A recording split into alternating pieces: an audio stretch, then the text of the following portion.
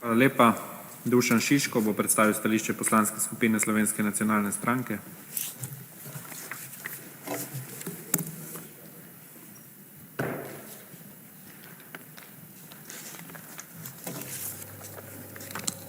Spoštovani predsednik, spoštovani vsi prisotni.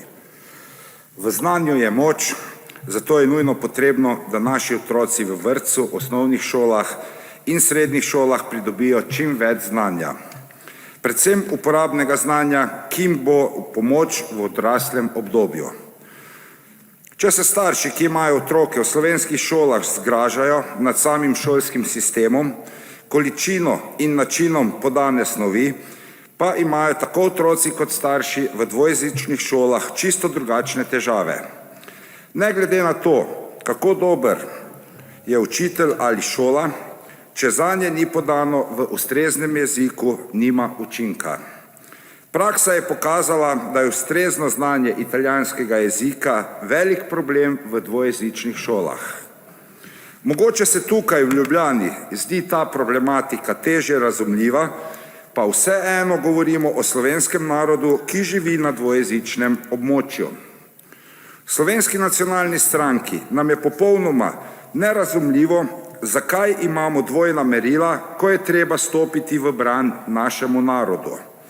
Čisto normalno je, če se želi Slovenec zaposliti v šoli v Bruslju ali Luksemburgu v dvojezični šoli, da mora imeti znanje jezikov na ravni C1.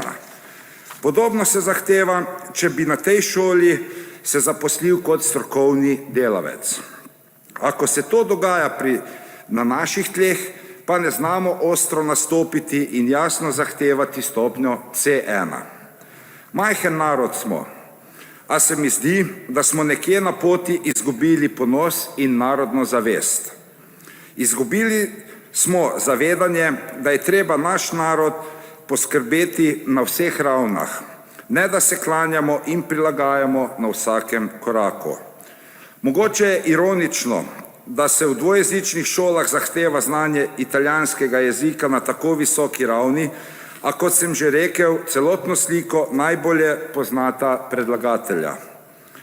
Jasno pa nam je vsekakor vsaj to, da otroci, ki živijo na dvojezičnem območju, morajo dobro poznati tako slovenski jezik kot italijanski, da se lahko normalno vklopijo v družbo, se socializirajo in rastejo, ter nenazadnje gojijo svojo edinstveno kulturo, ki je del slovenske.